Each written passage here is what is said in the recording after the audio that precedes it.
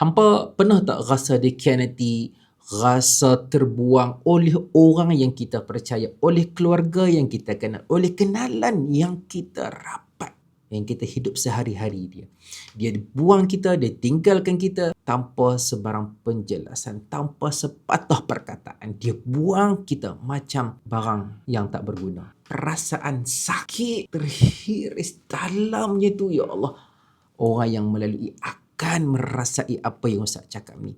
Tapi apa kena ingat, apa yang kita rasa, apa yang kita lalui pada hari ini sebenarnya pernah dilalui oleh zaman orang terdahulu, para anbiya terdahulu. Dan kisah-kisah yang macam ni Allah rakamkan dalam Al-Quran sebagai contoh dalam surah Yusuf dalam ayat ke-15. Ketika mana adik yang masih kecil, yang handsome, comel lotai, segak dan sangat-sangat orang kita panggil innocent, adik abang ni dia ajaklah untuk adik kecil ni nak bawa pergi berjalan, nak bawa pergi berjimba, nak bawa pergi tengok dunia, nak pergi berseronok-seronok.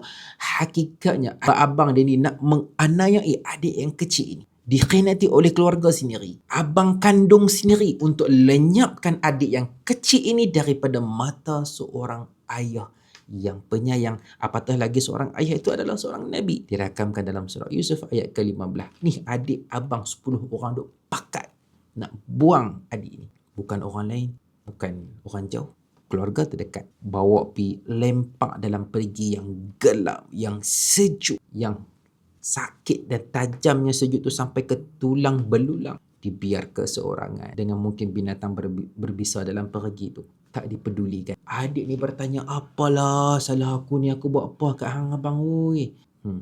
Tidak. Mereka berjalan pergi balik. Bahkan tak sekadar balik, buat jahat dan menipu pula. Kejahatan mereka tadi kepada ayah dia orang, bahawa adik tu tadi dimakan oleh serigala. Adik beradik, darah daging. Rasa dikhianati tu sakit, tuan-tuan. Tapi tengok macam mana Allah nak bagi harapan kepada kita yang mungkin disakiti, yang kita sangka tak nampak jalan nak keluar ni. Kita dah rasa macam dah nak kena give up dah, tak ada dah harapan ni. Tuan-tuan, tengok apa Allah Ta'ala kata dalam Al-Quran. Ayat ke-15, buka dan baca. Tengok terjemahan. Allah kata, wa auhayna ilaihi, Allah cerita kepada, Allah wahyukan kepada Nabi Yusuf. Allah Ta'ala kata, la tunabbi'annahum, hang satu hari nanti akan cerita balik ni apa yang berlaku pada hari ni, bi amrihim hadha, apa yang mereka kerjakan hari ni, jahat mereka yang mereka buat pada hari ni, satu hari nanti akan cerita balik. Maksudnya apa?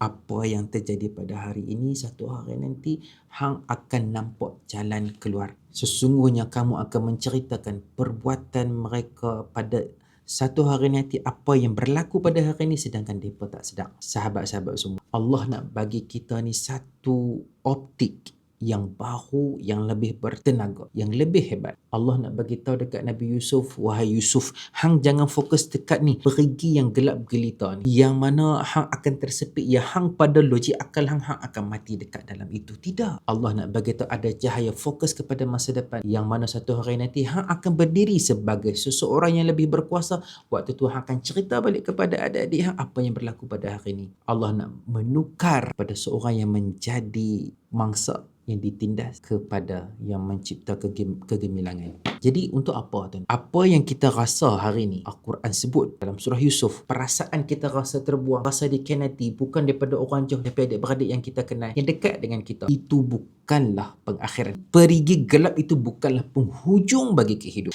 tetapi dia adalah pintu rahsia Allah Subhanahu Wa Taala yang nak pindahkan kita daripada pelukan makhluk yang sangat rapuh kepada pelukan Allah Subhanahu Wa Taala, yang mana selama ni kita dijaga oleh manusia, dijamin oleh manusia yang sangat rapuh. Dia sendiri pun tak boleh terjamin kepada dalam dakapan dan pelukan Allah Subhanahu Wa Taala. Kadang-kadang kita kena lepaskan dunia apa yang di depan mata untuk kita sedar bahawa sebenarnya kita sedang digenggam erat oleh Allah Subhanahu Wa Taala. Inilah Quran yang datang untuk memberi semangat, dorongan, kekuatan di saat kita rebah dalam kehidupan.